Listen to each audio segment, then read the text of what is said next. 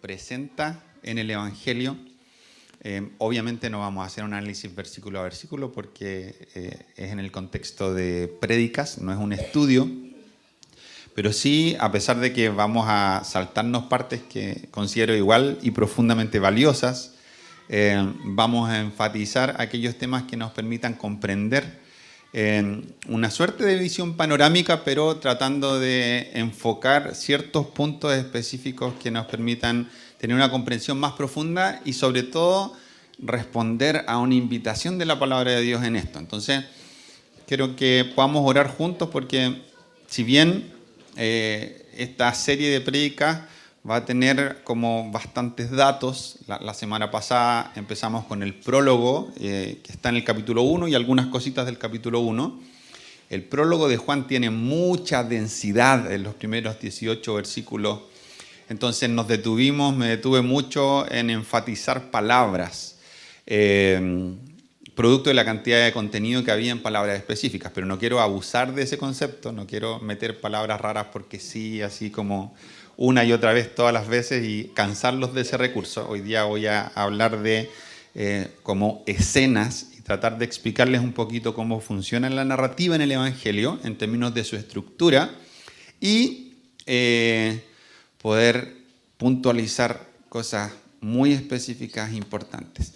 Así que quiero que podamos orar, que Dios realmente permita que este tiempo nos confronte con la gloria de Jesús, que si en momentos doy harta información, espero de verdad que no sea algo que obstaculice nuestra comprensión, sino que por el contrario pueda propiciarla y nos acerque a entender el mensaje y abrazarlo más. Traté de filtrar muchos datos, de no meter como todo lo que había, porque obviamente sería un sinsentido, y espero que los que sí tomé nos conduzcan a un lugar en el que podamos encontrarnos con Jesús y dejarnos transformar por su palabra. Espíritu Santo, en el nombre de Jesús, sabemos que eres tú quien da testimonio de Cristo para nosotros, que esto no es algo que puede pesquisarse intelectualmente, sino que necesitamos tu intervención para que nos sea revelado no solo el mensaje, sino Jesús como persona. Y eso es lo que hoy queremos. Queremos juntos disponer nuestro corazón para encontrarnos con Cristo, con nuestro Rey y Señor, poder verle más nítidamente y que al verle no solo podamos comprender más acerca de quién Él es, sino relacionarnos de manera más profunda, respondiendo con fe y con obediencia a cada una de sus palabras susurradas sobre nuestra vida. Que podamos responder como comunidad también y no nos quedemos solo en aspectos individuales, sino que todo lo que tú quieras modelar y moldear en nosotros podamos decir sí y amén. Y dejarnos atravesar por tu amor que siempre produce en cada uno de nosotros y en todos juntos cosas buenas. En el nombre de Jesús, amén. La semana pasada solo introduje el prólogo, pero Juan funciona en términos generales, no una cuestión tan simétrica, pero en términos generales, a gran diferencia de los sinópticos, que ya hice esa referencia, que usan una visión panorámica conjunta de los grandes eventos en términos de una sucesión de ellos. Pero un elemento distintivo en Juan es que él utiliza la palabra señales en vez de milagros. Y la intención de Juan en esto es doble. Casi todo lo que Juan hace en el Evangelio es doble. Tiene un doble significado, tiene un dualismo en el uso de los términos, no el dualismo filosófico de que la carne es mala, sino el dualismo de términos, luz, tinieblas, lo alto, lo bajo. Usa mucho eso en el lenguaje. Y cuando él habla de señales, tiene una doble intención. Primero, mostrarnos que el acto sobrenatural apunta hacia algo específico, no es un fin en sí mismo, sino que lo que genera es que pongamos nuestra atención a lo que está señalando, pero además las señales tienen la idea, el uso del término señales tiene la idea de mostrarnos que es tan importante para apuntar hacia el mensaje de lo que Dios quiere revelar, el acto milagroso sobrenatural, como lo que se dice. Entonces, para Juan son señales tanto los milagros como las enseñanzas, y los aglutina usando un mismo término para ambas cosas. Pero en nuestro entendimiento hay 7 intervenciones sobrenaturales muy claras en Juan y hay 8 discursos que complementan en algunos casos de manera muy natural y muy clara, y en otros hay que escarbar un poquito más para ver la relación entre la señal y el discurso. Y hoy lo que quiero compartir son los capítulos 2 y 3 de Juan. Me voy a saltar partes, solo voy a partir leyendo los primeros 12 versículos del capítulo 2 y luego la parte del capítulo 3, esta historia las dos historias son muy conocidas. Una es el agua transformada en vino en las bodas de Caná, y el otro es la conversación de Jesús con Nicodemo. Y lo que vamos a hacer es relacionar estos dos eventos, la señal del vino con el discurso de la conversación privada de Jesús con Nicodemo. ¿Ya?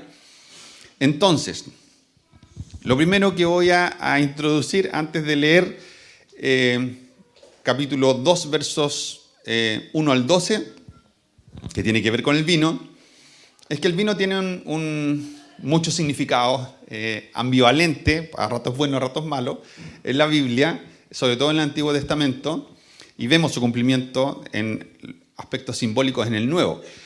El vino era parte de la liturgia en el templo. En Números, en Éxodo, en varios otros pasajes se habla de que debía derramarse vino junto con las ofrendas, presentarse vino. También el vino representaba la festividad en general, la alegría, la bendición, la vida. Pero tenía esta ambivalencia de que también era un catalizador de la estupidez. Y hay muchas advertencias en la Biblia acerca de las cosas malas que pasan cuando el vino se consume en exceso. Hay advertencias en Proverbios, en Isaías, en Efesios, pero también hay advertencias en personas que se mandaron con doros garrafales producto del abuso del vino, como Noé, como Lot, y como uno de los reyes en el libro de Daniel, que estando borracho mandó a sacar las copas del templo de Israel y profanó de esa manera artículos sagrados, y le fue bastante mal producto de eso. También tiene un valor simbólico y representa la ira de Dios. En Apocalipsis se habla de el lagar de la ira de Dios. El lagar es el lugar donde se ponían las uvas y se pisaban para hacer vino. Pero también, y el valor que quiero hacer un poquito un zoom, tiene un mensaje escatológico que habla acerca del fin, particularmente de la era del Mesías, que empieza cuando Jesús viene como hombre y Dios se encarna en Cristo. Entonces, dice así: al día siguiente se celebró una boda en la aldea de Caná de Galilea. La madre de Jesús estaba presente y también fueron invitados a la fiesta Jesús y sus discípulos. Durante la celebración se acabó el vino. Mal. Entonces la madre de Jesús le dijo: ¿se quedaron sin vino? Apreciada mujer, ese no es nuestro problema, respondió Jesús. Todavía no ha llegado mi momento. Sin embargo, su madre les dijo a los sirvientes: hagan lo que él les diga. Cerca de allí había 6 tinajas de piedra que se usaban para el lavado ceremonial de los judíos. Cada tinaja tenía una capacidad de entre 75 a 113 litros. Jesús le dijo a los sirvientes: llenen las tinajas con agua. Una vez que las tinajas estuvieron llenas, les dijo: ahora saquen un poco y llévenselo al maestro de ceremonias. Así que los sirvientes siguieron sus indicaciones. Cuando el maestro de ceremonias probó el agua, que ahora era vino, sin saber de dónde provenía, aunque por supuesto los sirvientes lo sabían, mandó a llamar al novio y dijo: un anfitrión siempre sirve el mejor vino primero. Y una vez que todos han bebido bastante, o sea que están borrachos, comienza a ofrecer el vino más barato. Pero tú has guardado el mejor vino hasta ahora. Esta señal milagrosa ocurrió en Caná de Galilea y marcó la primera vez que Jesús reveló su gloria, y sus discípulos creyeron en él.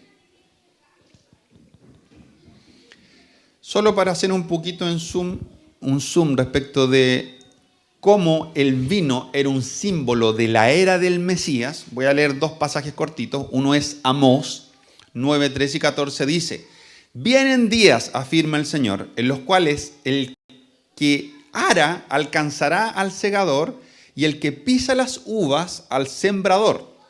Los montes destilarán vino dulce, el cual correrá por todas las colinas. Restaurará a mi pueblo. Ellos reconstruirán las ciudades arruinadas y vivirán en ellas. Plantarán viñedos y beberán su vino. Cultivarán huertos y comerán sus frutos. Abundante vino dulce, de buena calidad, es una señal de que en el futuro, cuando Dios empiece a restaurar y a cumplir todas sus promesas, eso va a ser una señal de que el Mesías ha llegado. Isaías 25:6, hay más pasajes, voy a leer dos, solo para exponer que el principio está. Y este es más claro todavía que el anterior. Dice: sobre este monte, el Señor Todopoderoso preparará para todos los pueblos un banquete de manjares especiales, un banquete de vinos añejos, de manjares especiales y de selectos vinos añejos. Buen vino y en mucha cantidad es nuevamente una señal de la era del Mesías. Un banquete de vino, ¿cierto? No es un conchito ni un sorbo, es abundancia de vinos, tanto en su calidad como en su cantidad. Quiero puntualizar solo dos cosas de esta historia, de este evento. No me voy a detener tanto en ella, sino que la voy a amarrar al final con la otra. Pero en el Oriente Próximo, antiguo, había un tremendo sentido de reciprocidad. Y hay ciertos elementos culturales que nosotros obviamente no podemos pesquisar desde la distancia en cuanto a las obligaciones y las implicancias que estaban en juego cuando se celebraba una boda. Por ejemplo, si yo celebraba una boda y había alguien que se presentaba sin regalo, eso podía tener repercusiones legales. Yo podía demandar a esa persona en el primer siglo por presentarse indignamente a una boda. Pero también tenía que haber un estándar mínimo por parte de los anfitriones para presentar la celebración a todos sus invitados. No sabemos si esta gente era gente pobre, que tal vez juntó una X cantidad con la esperanza de que fuera lo suficiente. ¿Cuántas veces no ha pasado eso en las casas de muchos, cierto? Así como, ojalá alcance. Y uno prepara lo que tal vez alcance y a veces alcanza y a veces no alcanza. Tal vez eso está establecido de esa manera, tal vez. Pero algo que pudo también pasar es que hay un autor que dice que en este tiempo esto estaba tan normado que cuando los anfitriones no cumplían con este estándar, las celebraciones duraban hartos días, como una semana, el matrimonio como tal empezaba cuando ellos se comprometían, pero había una parte específica del compromiso en los que ellos se juramentaban antes de la ceremonia. Y ese juramento era tan serio que si no se casaban, si no llegaban al punto de la unión como tal, igual tenían que divorciarse, porque era muy, muy, muy solemne lo de la promesa. Entonces la jarana era como de una semana completa. Y toda esa semana era con muchos invitados normalmente y con mucha comida y con mucha bebida. Entonces cuando los anfitriones no cumplían ese estándar mínimo, podían quedar expuestos a que los invitados los demandaran por la mitad del valor del regalo que ellos habían presentado.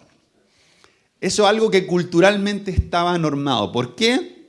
Porque en Israel la hospitalidad era un valor muy sagrado.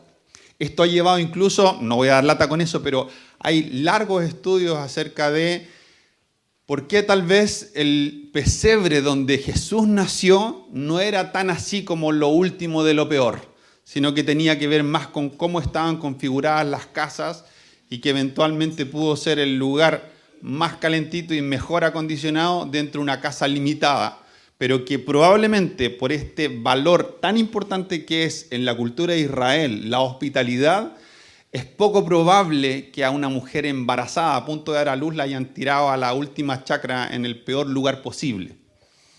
Eso es una postura, hay estudios sobre eso, pero el tema de la hospitalidad como un gran valor era muy importante. Entonces lo que Jesús hizo tuvo varias dimensiones. Por un lado, proveyó para los pobres y los guardó de una tremenda vergüenza, al mismo tiempo que lo hizo de una manera ultra, super, hiper, duper, sobreabundante. Pero hay un mensaje profético más profundo en esto, y es que la fuente que utilizó para transformar el agua en vino eran las tinajas de piedra de los ritos de purificación de los judíos. Hay una historia en Marcos 7, 1 al 4, donde fariseos le dicen a Jesús, oye, tus discípulos no respetan las tradiciones y no se lavan las manos antes de comer. Y Jesús les dice, ustedes son unos hipócritas porque enseñan como si fuera un mandato de Dios, cosas que son enseñanzas de hombres, son tradiciones. Entonces, muchos interpretan simbólicamente que esta relación entre abundancia de vino, simbolizando la era del Mesías, queda muy establecida en que Jesús usara las tinajas de piedra que eran para la purificación de los judíos como la fuente para transformar el agua en vino. Y que lo que simbólicamente estaría diciendo con ello es que el sistema religioso judío ha caducado y ha iniciado la nueva era del Mesías, en donde Dios iniciaría el cumplimiento de todas sus promesas. No es azaroso el que haya usado esto para hacer el milagro. Entonces, nos pegamos un salto grande. Entre medio hay un interludio importante que voy a saltar, en donde Jesús purifica el templo. Da vuelta a las mesas, deja la embarrada, producto del abuso, el comercio y la manipulación y todo lo sucio que estaba pasando en ese lugar, que era una casa de oración. Solo Juan pone esto al principio de su evangelio. Muchos dicen que probablemente aquí hay una intención editorial, que probablemente no sea la cronología correcta, que es, aun cuando hay diferencia entre el relato de Juan y los otros evangelios, es poco probable que haya habido dos purificaciones del templo, porque esto fue como que cuando pasó esto, los saduceos y los líderes dijeron, ahora sí que lo matamos a este compadre. Entonces, es poco probable que Jesús hubiese podido hacer 3 años de ministerio si esto hubiese ocurrido al principio, como lo señala Juan. Pero Juan claramente no busca seguir una cronología limpia como lo hace Lucas. Él articula grandes ideas teológicas y las va alternando.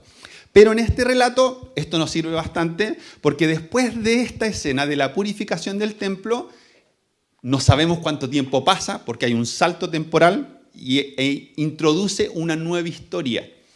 Y la nueva historia es que un día, siendo de noche, Nicodemo, un fariseo principal de los judíos, un maestro de la ley, probablemente alguien del Sanedrín, visita a Jesús.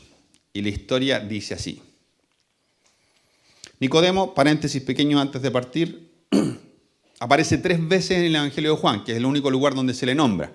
Aquí, en la mitad de Juan, de la historia de los sucesos, capítulo 7, tratando de defender a Jesús, porque el resto de los líderes ya quieren matarlo, y Nicodemo como que levanta la mano así, pero como con el bracito recogido, y dice, ¿será justo que juzguemos a este hombre sin antes darle la posibilidad de defenderse? Y luego aparece al final de Juan, en el capítulo 19, junto con José de Arimatea, para pedir el cuerpo de Jesús y poder enterrarlo de manera digna. Vemos que hay una progresión en Nicodemo y que probablemente este último suceso nos hable de que Nicodemo terminó realmente reconociendo públicamente a Jesús. Pero en esta historia Nicodemo no es tan encachado todavía. Y dice así: había un hombre llamado Nicodemo, un líder religioso judío de los fariseos. Una noche fue a hablar con Jesús. Rabí, le dijo, todos sabemos que Dios te ha enviado para enseñarnos. Las señales milagrosas que haces son la prueba de que Dios está contigo. Algunas notas al tiro ahí al principio.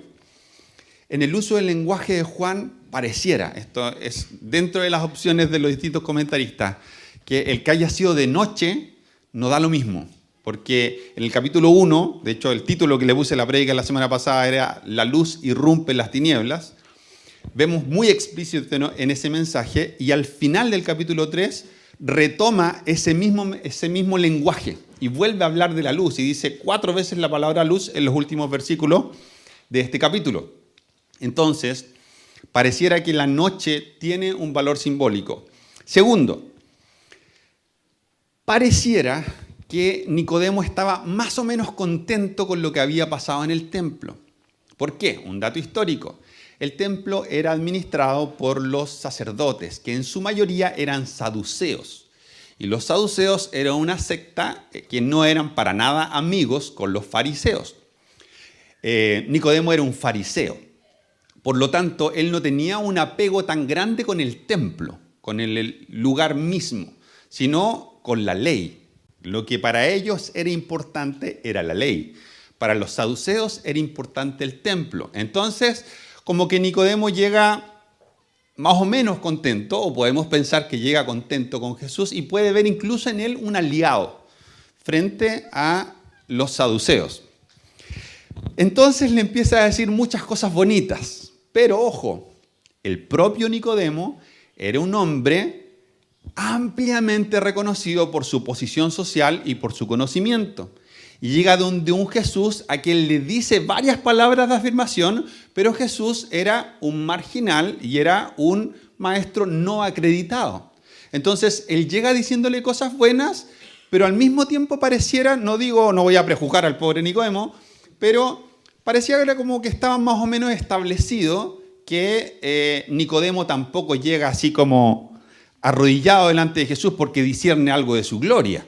Para nada, lo considera un maestro y él parte diciendo, porque las señales que tú haces no las puede hacer alguien que no viene de parte de Dios. Si nosotros leemos los evangelios sinópticos, vamos a encontrar que muchas veces Jesús dice que él sospechaba de las personas que creían por causa de las señales. Entonces, que Nicodemo abra su diálogo con eso no lo pone en la mejor posición. Jesús constantemente desafía a la gente a creer para ver. Entonces, cuando la gente creía por causa de las señales o le pedía señales, Jesús les decía, generación de víboras, ¿hasta cuándo voy a estar con ustedes que piden señal, señal, señal? Entonces, que alguien le diga, maestro, eres fabuloso porque haces señales, a Jesús no enternecía tanto su corazón precisamente. Entonces, le parte diciendo todas estas cosas buenas y Jesús los frena en seco. Y le dice, este es Nicodemo primero, repito esa parte. Todos sabemos que Dios te ha enviado para enseñarnos, Jesús. Las señales milagrosas que haces son la prueba de que Dios está contigo. Jesús le responde, te digo la verdad, a menos que nazcas de nuevo, no puedes ver el reino de Dios. No puedes verlo.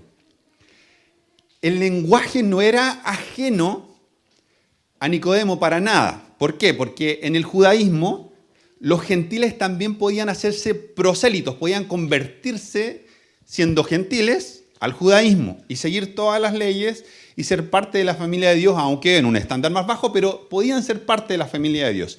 Y cuando alguien se hacía prosélito del judaísmo, se le recibía en la familia como alguien que había nacido de nuevo. Entonces, esta idea de que alguien nace de nuevo no era una locura.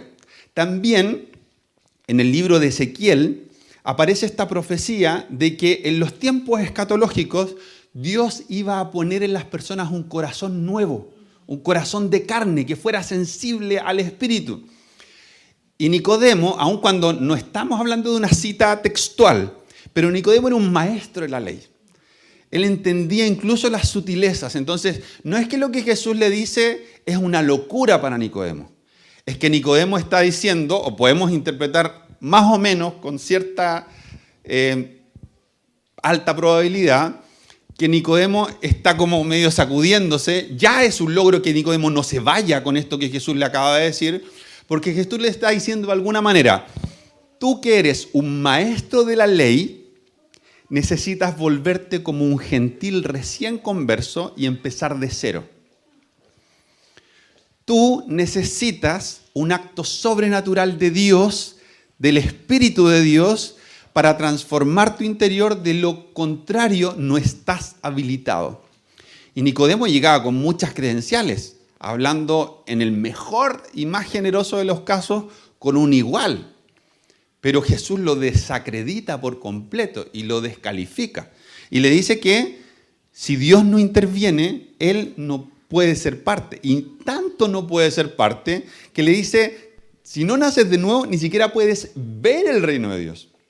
Cuando Nicodemo salió de su casa a las 7 de la tarde y estaba cayendo el sol, él estaba seguro que era parte del reino de Dios. Él iba a experimentar el reino de Dios. Obvio que sí, si no solo era judío, sino que era fariseo y era un maestro dentro de los fariseos.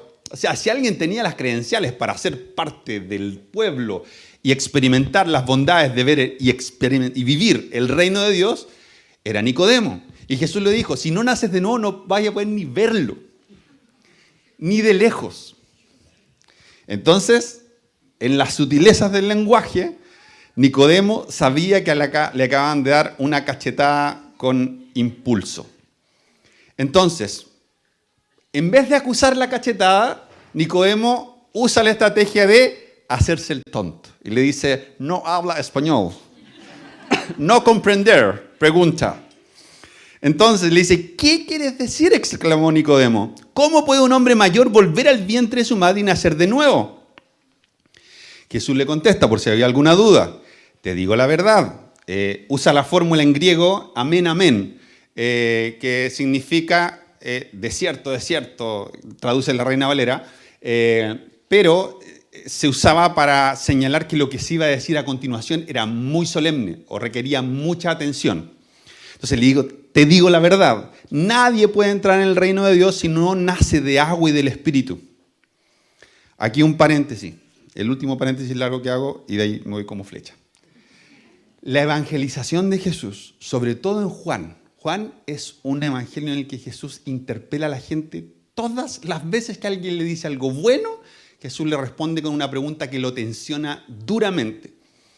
Cuando Pedro le dice, Señor, yo voy a morir por ti, 3 veces me vas a negar. Natanael le dice, he creído en ti, y le dice, no has visto ni una cuestión. Y a cada persona que le dice algo, yo te voy a seguir, yo te creo, Jesús se da vuelta y los machaca con una pregunta que los tensiona.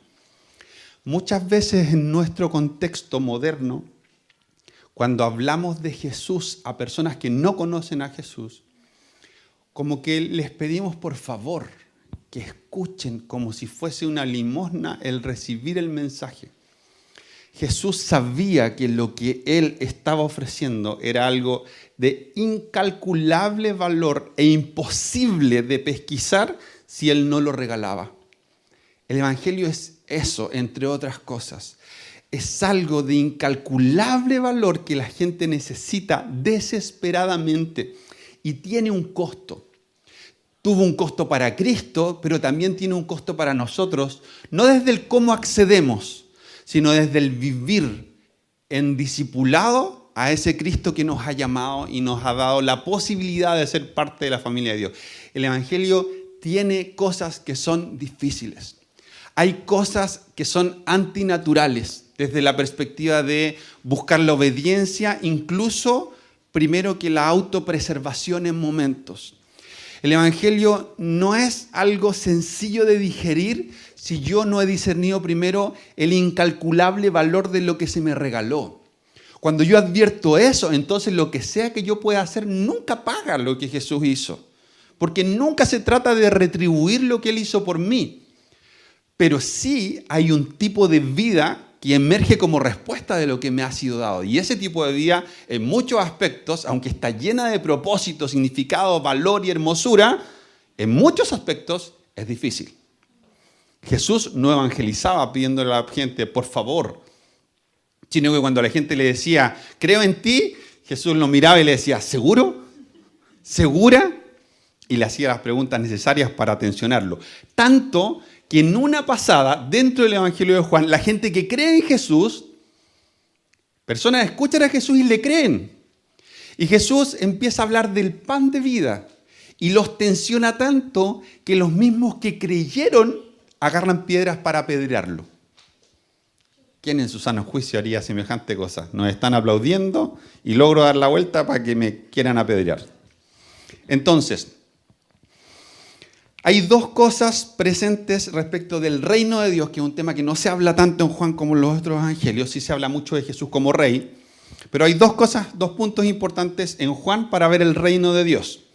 El primero es que el reino de Dios significa un cuestionamiento radical del ser humano, lo que acabo de decir. Y el segundo tiene que ver con la relación entre el reino de Dios y los judíos, lo que acaba de pasar en la interacción de Jesús con Nicodemo. El reino de Dios no es para los parecidos a nosotros, para los amigos, familiares o los que consideramos dignos, sino que es para todos. Y eso era muy difícil de escuchar para un judío, particularmente para un fariseo y especialmente para alguien del Sanedrín. El ser humano solo puede reproducir la vida humana, dice Jesús, pero la vida espiritual nace del Espíritu Santo. Así que no te sorprendas cuando digo tienen que nacer de nuevo. El viento sopla hacia donde quiere. De la misma manera que oyes el viento y no sabes de dónde viene ni a dónde va, tampoco puedes explicar cómo las personas nacen del Espíritu. ¿Cómo es posible todo esto?, preguntó Nicodemo. Jesús le contestó, tú eres un respetado maestro judío y aún no entiendes estas cosas. Te aseguro que les contamos lo que sabemos y hemos visto, y ustedes todavía se niegan a creer nuestro testimonio. Ahora bien, si no me creen cuando les hablo cosas terrenales, ¿cómo creerán si les hablo de cosas celestiales? Nadie jamás fue al cielo y regresó, pero el Hijo del Hombre bajó del cielo. Juan usa este recurso de señales, discursos, pero entre medio activa la narrativa de los eventos y de pronto le mete elementos editoriales. Y en momentos como que cuesta pesquisar cuándo termina una narración de un relato, un evento o una conversación y en qué momento está hablando editorialmente. No logramos identificar con certeza el minuto en que esto pasa, pero en algún punto esto pasa en este capítulo 3 y aparece lo siguiente. Jesús dice, como levantó Moisés la serpiente en el desierto, así también tiene que ser levantado el Hijo del Hombre para que todo el que crea en él tenga vida eterna. ¡Paf! Desaparece Nicodemo. Porque tanto amó Dios al mundo, a todos, no solamente a los judíos, ni a tu pura familia o amigos, o a los de derecha si eres de derecha o izquierda si eres de izquierda, que dio a su Hijo unigénito para que todo el que cree en él no se pierda, sino que tenga vida eterna. Dios no envió a su Hijo al mundo para condenar al mundo, sino para salvarlo por medio de él. El que cree en él no es condenado, pero el que no cree ya está condenado por no haber creído en el nombre del Hijo unigénito de Dios. Esta es la causa de la condenación. Y aquí empieza a decir luz, luz, luz. Que la luz vino al mundo, pero la humanidad prefirió las tinieblas a la luz. Porque sus hechos eran perversos. Pues todo el que hace lo malo aborrece la luz y no se acerca a ella por temor a que sus obras queden al descubierto. En cambio, el que practica la verdad se acerca a la luz para que se vea claramente que ha hecho sus obras en obediencia a Dios. Luego viene un pasaje acerca del testimonio de Juan el Bautista respecto de Jesús y termina este capítulo. Me salto esa historia y vuelvo para enfatizar y cerrar con esto.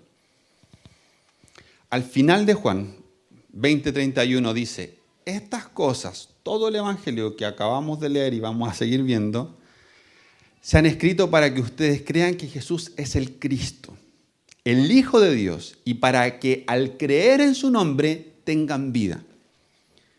Lo leo mientras vemos el capítulo 2 y el 3, porque tenemos que tener eso como telón de fondo. Cada historia que Juan nos cuenta es para que nosotros creamos que Jesús es el Cristo, es el Mesías.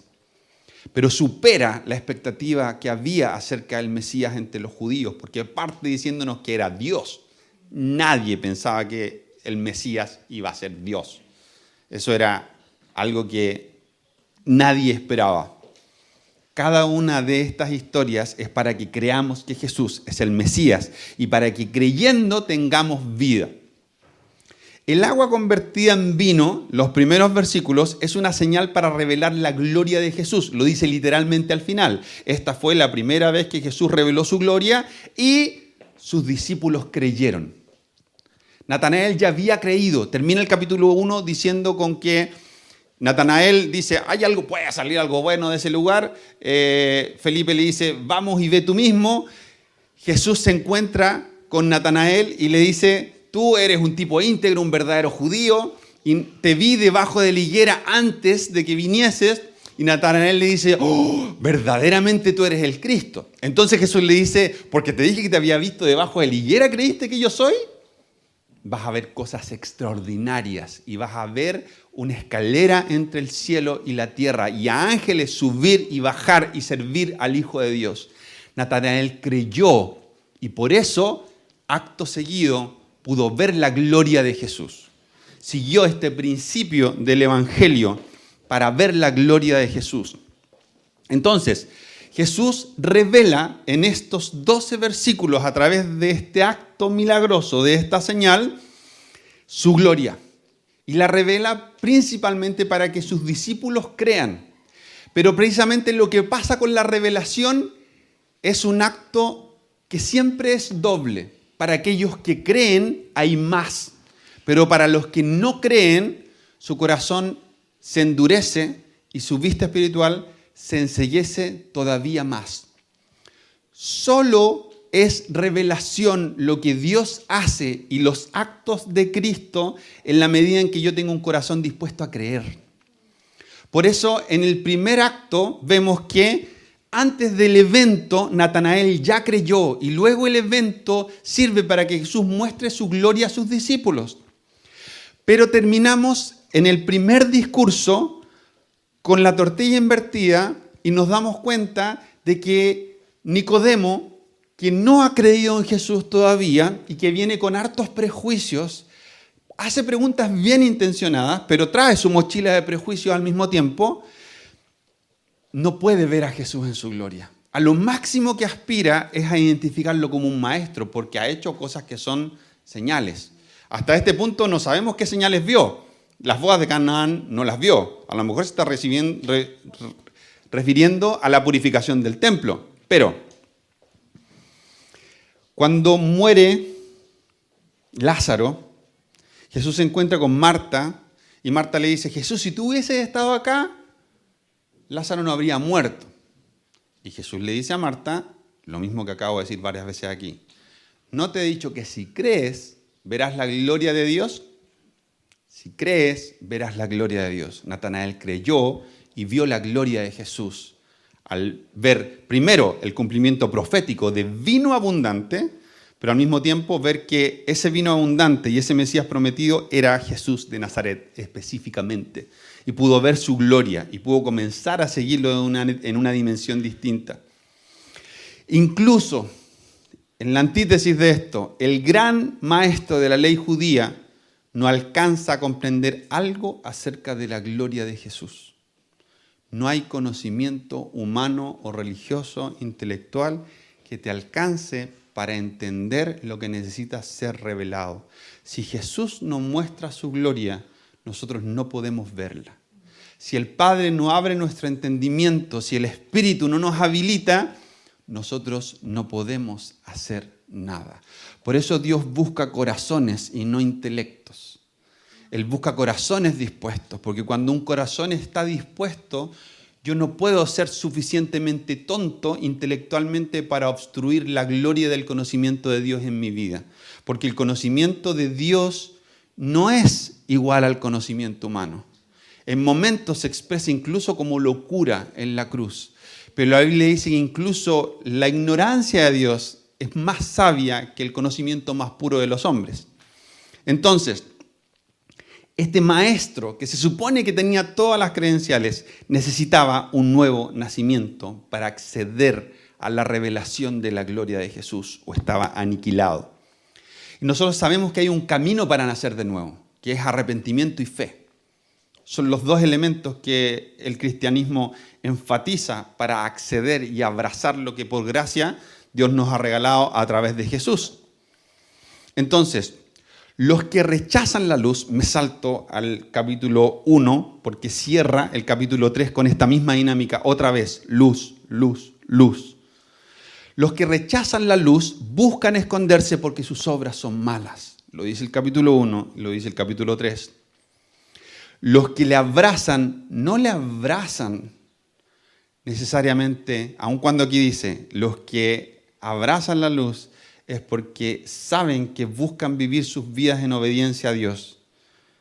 Buscan vivir sus vidas en obediencia a Dios. Literalmente dice, para que se vea que claramente que han hecho sus obras en obediencia a Dios.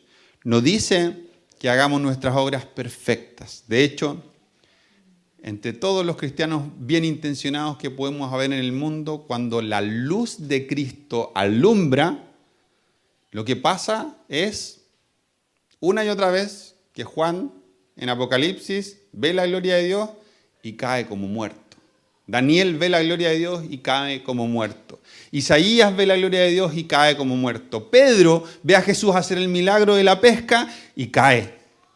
Y la dinámica es, cooperé, porque vi al santo y mis labios son impuros.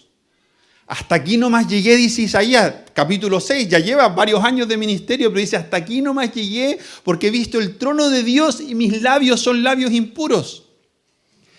No es que los que amamos a Jesús nos presentemos a Él con un corazón perfecto. Es simplemente que cuando Jesús ilumina, nuestra respuesta es arrepentimiento. Porque reconocemos que lo que su gloria ilumina es verdad. Yo necesito ser transformado una y otra vez, una y otra vez. Una primera vez de una manera brutal, que me habilita para ser parte de la familia y me sienta a la mesa y me permite llamar a papá Abba. Pero luego necesito seguir experimentando arrepentimiento, porque arrepentimiento es, como dice Romanos 12:2, la transformación de la mente. ¿Y a qué? A tener una mente como la de Jesús, que se manifiesta en una manera de vivir, que es como lo que dice Gálatas 5, el fruto del Espíritu, es un carácter. La mente transformada piensa cosas y hace cosas que nos hacen parecidos a Jesús. Pero cuando la luz ilumina, cuando la gloria de Dios irrumpe, todos quedamos expuestos en que hay cosas en las que todavía no somos como Jesús. Y cada vez que la gloria de Dios irrumpe, tenemos la posibilidad de escoger si vamos a responder a la luz, dejando que a través del arrepentimiento demos lugar a que la gloria de Dios se revele, o a endurecer nuestro corazón y justificarnos. Y decir, no entiendo la pregunta. O decir, eso no es verdad. Yo soy justo, soy bueno. No hay nada que necesite ser transformado en mí. O caer arrodillado ante la presencia de Dios y decirle, límpiame, Señor, porque si tú no me limpias, no tengo posibilidad de vivir de esta manera. Entonces, si has nacido de nuevo, si has experimentado arrepentimiento y fe, ¿has visto también la gloria de Jesús? ¿O estás bien con solo tener conocimiento acerca de estas cosas? Yo vengo a la iglesia porque quiero ver la gloria de Jesús. Creo que nuestra expectativa es esa. Yo comparto un conocimiento, pero si Jesús no activa nuestros corazones y el mío propio, esto lo puede leer cualquier persona. Es compendio de distintos libros y es un ejercicio que puede ser en muchos aspectos intelectual. Pero si nuestros corazones están dispuestos para que la gloria y la presencia de Dios nos confronte y hable verdad acerca de las cosas que necesitan ser transformadas en nosotros, dejar que la luz ilumine y que las habitaciones de nuestra vida no tengan puertas cerradas, sino que en toda Jesús sea rey, Jesús entre a mi economía y sea rey, entre a mi sexualidad y sea rey, entre a mis relaciones y sea rey, entre a lo que hago en mi trabajo, en mis negocios y sea rey, que sea rey en todo, eso permite que yo vea cuánto más grande es su gloria de lo que yo imaginaba. Cuando lo veo solo un domingo en un contexto religioso, la gloria de Dios no parece algo tan espectacular. Cuando veo que la gloria de Dios llena toda la tierra y todos los aspectos de la vida y que irrumpe en todos los rincones de mi corazón y que puede redimir cada uno de los espacios de mi mente y de mi accionar, me doy cuenta de que la gloria de Dios es más extraordinaria, más grande, más abundante y más hermosa de lo que yo pensaba. Así que cuando alguien se acerca a Jesús con un corazón correcto, su luz ilumina dejando ver cosas que muchas veces no están bien. No siempre nos acercamos con buenas obras, pero quien se acerca con humildad está dispuesto a arrepentirse de lo que la luz expone. Así que quisiera que pudiéramos conectar esto. Va a parecer un poco artificial, pero no es una interpretación, es una aplicación para hacer una invitación. Yo creo, como una reflexión derivada de este pasaje, no es lo que el pasaje dice en forma literal. Conectando esto con lo que sabemos que está pasando en nuestra iglesia. Para quien no sepa, hace un par de semanas varias personas dentro de la iglesia se empezaron a enfermar de cosas no comunes y que implican intervenciones, operaciones. Varios de la iglesia o papás, personas cercanas de la iglesia. Y al mismo tiempo vemos que hay un tiempo como difícil frente a nosotros y al mismo tiempo maravilloso, porque sabemos que Dios está aquí y yo creo profundamente que estamos empezando un tiempo en el que Dios va a hacer cosas que van a bendecir muchísimo nuestras vidas y traer frutos sobre todos nosotros y sobre nosotros como comunidad. Entonces, la invitación que quiero hacer es esta. El domingo pasado oramos por los enfermos y pedimos a Dios que Él hiciera milagros. Yo quiero volver a hacer esta invitación. Quiero volver a hacerla porque hemos tenido más tiempos de oración e intercesión esta semana, porque creemos que es la manera de responder con entendimiento cuando vemos que nuestro entorno se vuelve espiritualmente desafiante o amenazador.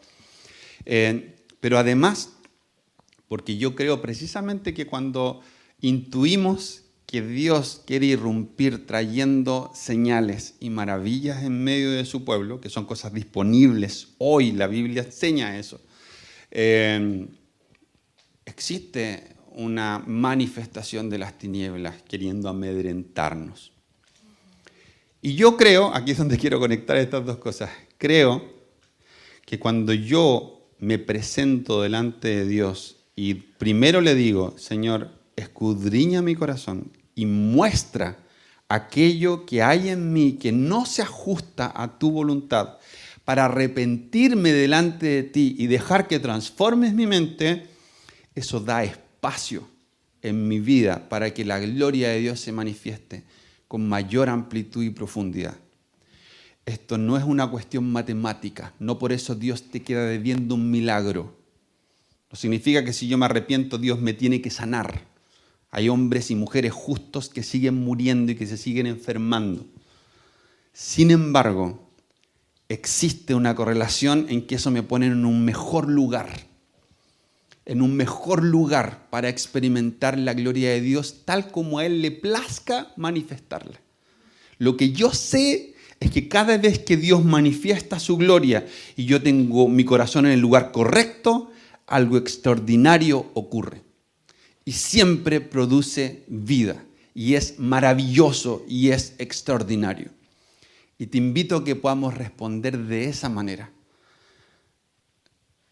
Orar y pedir al Espíritu Santo que muestre aquello en nuestro corazón que necesita arrepentimiento para luego decir, Señor, hacemos espacio para tu gloria y clamamos como iglesia para que tú sanes, para que tú consueles, para que tú proveas, para que tú hagas nuevamente señales, maravillas y milagros en medio de nosotros. Eso es lo que quiero invitarnos hoy a responder frente a la exposición de la palabra de Dios. Y te animo a que podamos hacerlo en oración y que luego podamos hacerlo dando un paso adelante para que el Espíritu Santo nos ministre y podamos, si es necesario, orar unos por otros en esta dirección. Si los de casa me ayudan a mover las sillas y a dar espacio para que quienes se animen no vean en eso una dificultad. Y vamos a hacer lo que hacemos a veces. De la misma manera que oraba al momento de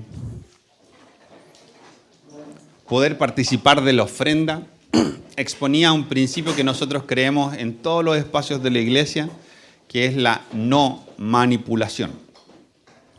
Nosotros creemos que Dios es suficientemente extraordinario para que no necesitemos nada que te mueva más allá de lo que tu voluntad puede para responder en libertad a lo que Dios quiere hacer.